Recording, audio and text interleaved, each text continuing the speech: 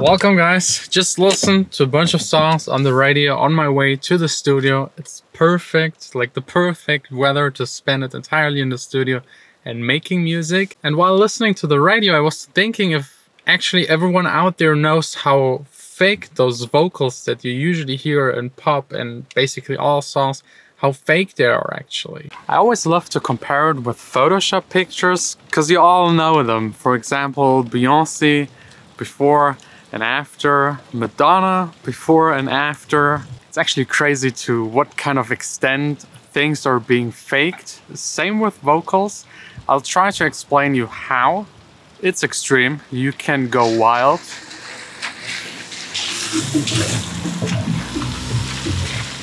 Annoying. This is private property. No one should be here. Just me. Why it's actually being done? And the future, because there's something that might happen in the next 4 to 5 years that will turn upside down the entire music industry. But I think it's our time to get in. I mean, I love rain, I love the sound of it, but getting wet. But take it farther. I'm breathing underwater.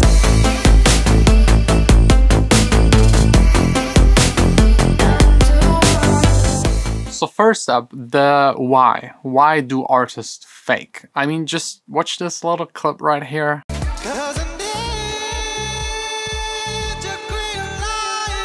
And I can promise you if his original record on the radio would sound the same, no one would listen to it. So it's faking and improving and making it shine and polish it just to make it more successful. Cover up your own mistakes and flaws. At the end, it's a commercial product. It has to work. And I'm not against it. Yes, you might be disappointed if you go and watch your favorite artist live. That's their problem.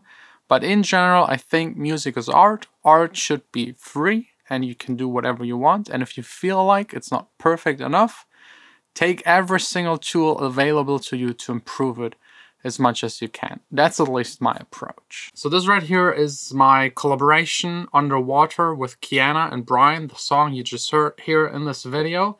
It's so far doing quite well. I'm very proud. We're at over 40,000 plays within the first week. That's a really good start. So I'm happy that all of this work is paying off, and I hope you enjoy it. If you're interested to check out the full song, I'll link it down below in the description.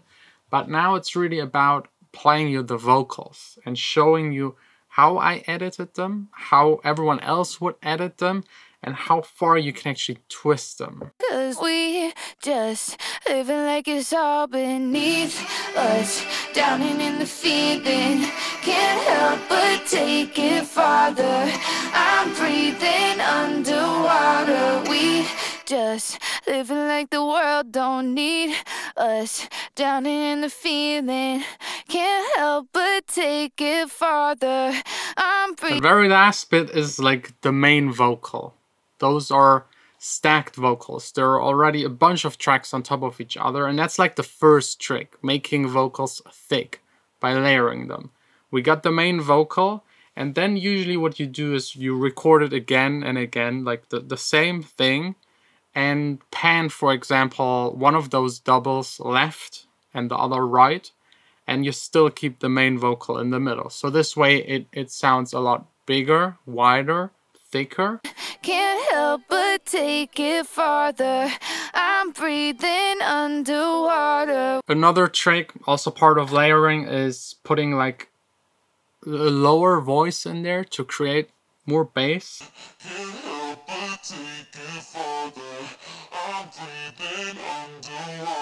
Yeah, that's actually layered in there. It's just like really fine in there, but if you mute it, it's missing. Another layer is the vocoder. It's like a roboterized sounding voice. Just gives it that modern feel and also makes everything wide and thick.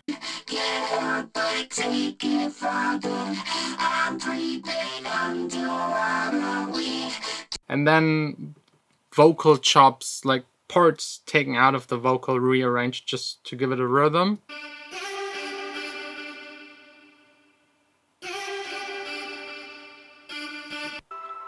And then again, everything together.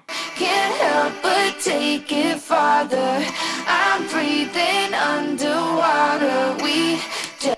So that's layering. It's the easiest. You just record the singer a bunch of times, put all of the tracks underneath, and then you start with the actual editing. And what you can do since a couple of years, like the most, and it's actually fairly easy, it's fixing the timing of the singer. So if they're off, they're not on beat, very simple. You just go into this flex mode where you can pick any part in the song, click in there, and then just move it around. You can stretch it. You can make it shorter, you can make it longer. You can do this every couple of seconds. Like there's no limit to it. Can't help but take it farther. I'm free. This is of course like a really extreme example. You would never ever do that.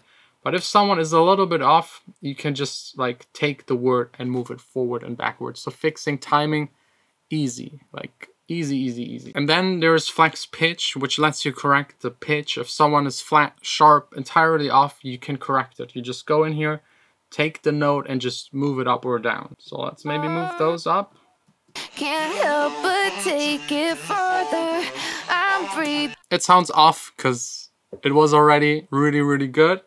But if someone would be like entirely like not in pitch, in time, no problem. You just put it in there, correct it a little, and it usually works out fine. You can also make it really audible.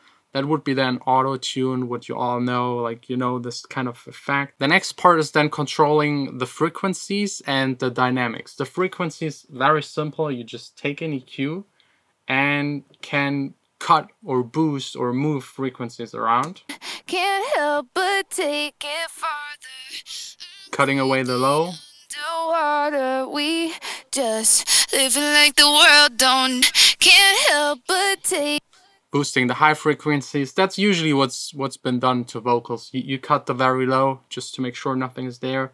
You boost the top because it always sounds very like, you give it like a sparkle. It sounds more expensive.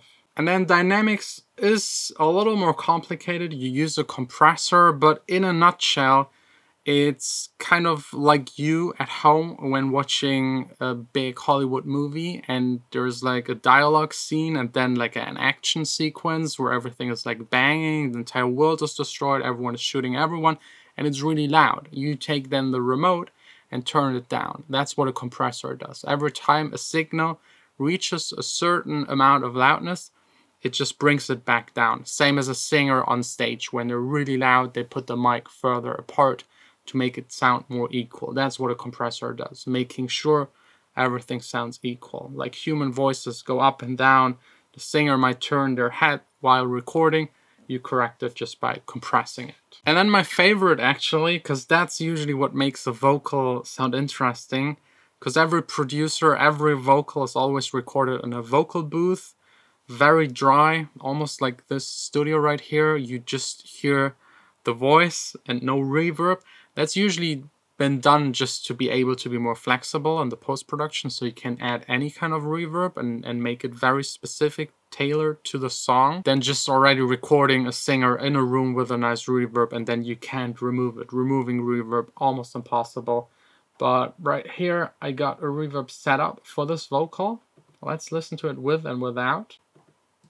Can't help but take it farther. I'm breathing underwater. We just living like the world don't. The reverb helps a lot. Sounds way more natural. It is way easier to put it in the entire mix because the vocals should sit in the instrumental and not stick out. If it's dry, it sounds really awkward. Then we got delay, chorus, and some other small effects that's usually up to preference and style. And then the last part, which I personally hate the most, is correcting. Like, because there are so many mistakes in a vocal usually. Just for example, me talking here, every time I breathe, you can hear it. And especially the compression emphasizes it even more. So you have a plugin in there that detects breathing and reduces it in volume. Very interesting. You have another program that can get rid of mouth noise, like you hear it sometimes in mics, it's getting picked up. you can get rid of it. It's like magic. You just press, it's gone. Same for background noise. Maybe there was something while recording. Also, those mobile phone transmission kind of sounds that you sometimes hear, you can get rid of them. Same for little clicks, and also like the typical blowing air into a mic pop kind of sound. You can get rid of it. So it's annoying, but you have to do it to make it sound clean and correct all of the mistakes. That's like the most Photoshop part, plus the pitch correction and timing correction. Anyways, that's how I work on the vocals. That's how probably almost all producers approach editing a vocal and making it perfect. This is a record that is out there forever. So my approach again is trying to make it as perfect as humanly possible. And there's this one more thing that might ruin music forever in a couple of years. It's like, it's on the breaking point where it's usable. It's scary, but more on that in a bit. Because I'm actually here to work on my next single. This is Underwater, it's released. The next one is called Ashes. And will hopefully be all ready within the next month. We're lost in the ashes.